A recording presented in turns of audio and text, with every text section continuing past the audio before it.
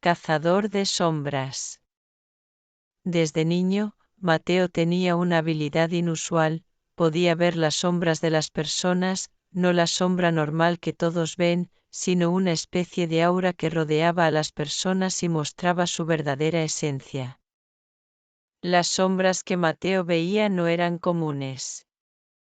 Algunas personas tenían sombras brillantes y coloridas que bailaban a su alrededor. Otras tenían sombras oscuras y pesadas que arrastraban tras de sí. Aunque al principio le asustaba, con el tiempo, aprendió a interpretar lo que las sombras decían sobre las personas. Un día, mientras caminaba por el bosque cerca de su casa, notó una sombra diferente a todas las que había visto antes. Era una sombra grande, sin forma definida, que se movía entre los árboles sin estar conectada a ninguna persona. Intrigado, Mateo decidió seguirla. La sombra lo llevó a un claro en el bosque donde encontró una piedra antigua con símbolos que no reconocía. Al acercarse, la sombra se fusionó con la piedra, revelando una entrada secreta al interior de una cueva. Dentro de la cueva, Mateo descubrió un mundo completamente diferente. Había seres hechos completamente de sombras, moviéndose y comunicándose entre sí. Al principio, se sintió abrumado, pero uno de los seres se acercó a él y le habló con una voz suave y calmada. Le explicó que eran sombras perdidas, almas que habían quedado atrapadas entre dos mundos y que buscaban una forma de liberarse. Mateo, con su habilidad única, era el único que podía ayudarlos. Con determinación, Mateo decidió asumir la misión de liberar a estas sombras. Aprendió hechizos y rituales antiguos que le permitieron comunicarse mejor con ellas y encontrar la manera de guiarlas hacia la luz. Pasaron años, y Mateo, con la ayuda de sus nuevos amigos de sombra, logró liberar a muchas almas atrapadas. Aunque su tarea nunca terminó completamente, se ganó el respeto y la gratitud de aquellos a quienes ayudó.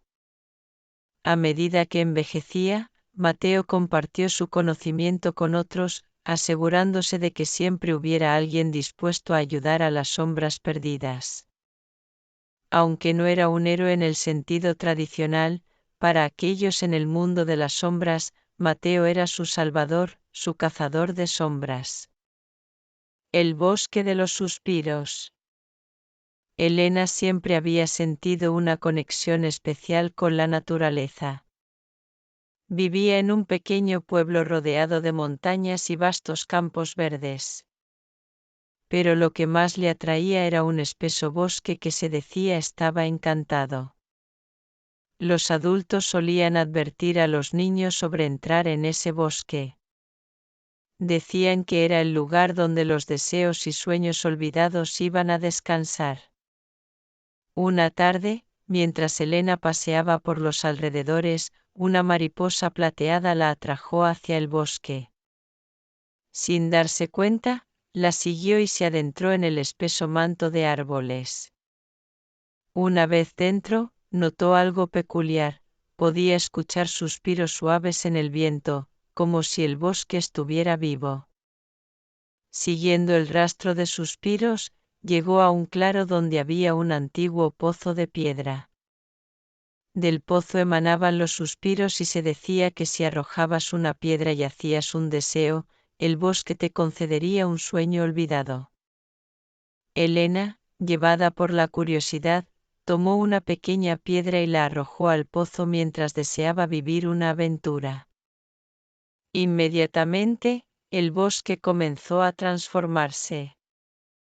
Los árboles se apartaron, revelando un camino luminoso, y animales del bosque, como ciervos y conejos, se acercaron a Elena como si la conocieran de toda la vida. A lo largo de ese camino, Elena encontró objetos olvidados, juguetes de su infancia, cartas que nunca envió, y recuerdos que había enterrado. Cada objeto tenía una historia, un sueño olvidado que ahora regresaba a ella. Al final del camino, encontró una pequeña cabaña donde una anciana tejía con hilos de colores. La anciana le explicó que era la guardiana de los sueños y deseos olvidados. Le dijo que el bosque había elegido a Elena para que recordara la importancia de seguir sus sueños y nunca olvidar sus deseos más profundos. Elena pasó horas en la cabaña, escuchando historias de la anciana y aprendiendo sobre los misterios del bosque.